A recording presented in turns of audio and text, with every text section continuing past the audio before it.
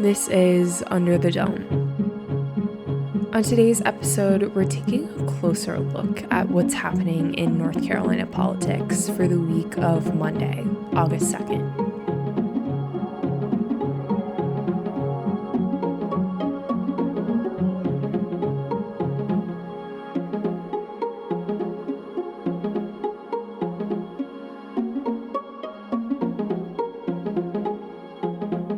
For the News and Observer, I'm Dawn Vaughan, here to tell you about the week ahead in North Carolina politics for the week of August 2nd.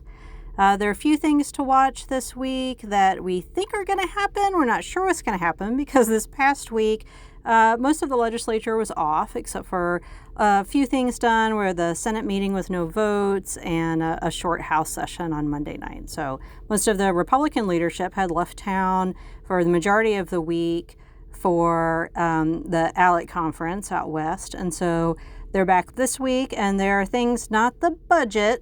We all love the budget. Doesn't look like it's coming out this week. Will it come out next week or the week after? I don't know. But the month of August, I think it is fair to say, will include a House budget. Will include a conference budget passed to be determined. So anyway, on the Senate side, a few things that are going on. Critical race theory. The House has already dealt with that. The Senate has its version. That's likely to come up in committee, potentially the floor. Another thing going on in the Senate is the high school athletic association drama that's been going on these past few weeks. And that was the meeting I was talking about where there weren't any votes and it was a closed-door meeting to find some sort of compromise. Right now where things stand would just to completely eliminate the current association, start over, but there might be an answer somewhere in the middle. We'll see. That's something that could come up this coming week, or some sort of development on where things stand with negotiations. The energy bill is something else to watch for in the Senate. That could be coming up this week or next week, but right now there aren't any votes scheduled for Monday, August 2nd when you're listening to this, so there's Tuesday, maybe. We'll see some more committees coming out as I record this on the previous Friday. There's only a couple next week. So this is the time of year, and this is probably the most important thing to think about, that aside from the budget, the long session is winding down. They'll take a break and come back for redistricting this fall. But this is the time when any sort of legislative priorities are going to show up in the committee substitutes. So it could be something that came out of the ALEC conference that some lawmakers were at. It's things like the, teaching about race and racism in schools, which is something that we know will happen this week, and of course the energy bill. But there could be some surprises, as always. But the time is now to get those done in between the budget. So the House budget, right now, we think their goal is to come out the second week in August, and it'll probably follow along the same lines of what the Senate did, where it comes out on a Monday and then they vote on it by Friday. So the House process will be pretty quick. A lot of our coverage will be looking at how does this compare to the Senate's budget, because the next step, once the House passes its budget, is the conference budget, which is the Goldilocks and the Three Bears version of too hot, too cold, just right, where they agree somewhere in the middle. We know that the Senate wants lower raises for state employees and teachers than the House. The tax cuts, the individual tax cuts, corporate tax cuts, will be different, the House versus Senate, and we'll see where they meet on that. So those are a couple of the big things, and then the usual surprises. The Senate bill surprise, one of the surprises in the Senate budget this summer was reining in Cooper's powers.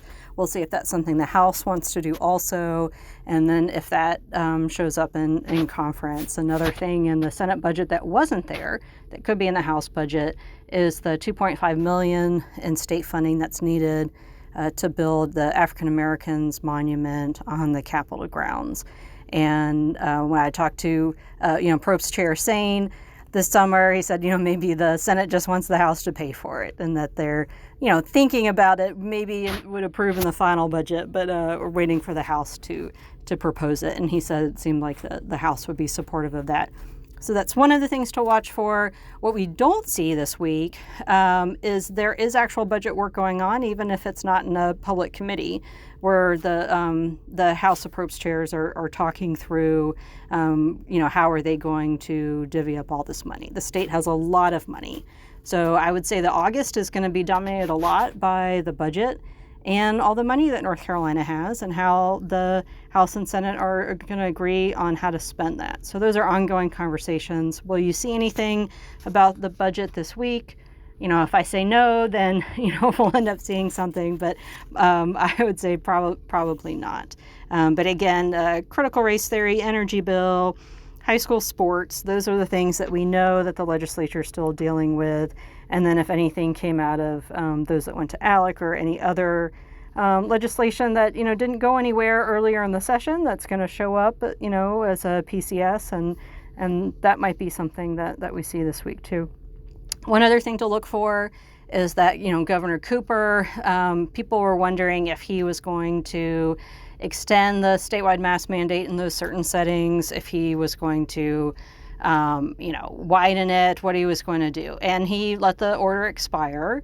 And so there is no statewide mask mandate except in a very narrow group right now, which are certain state employees who have to show, or will start in September, have to show verification of being vaccinated. And if they're not, then they have to have weekly testing and will have to wear a mask at work.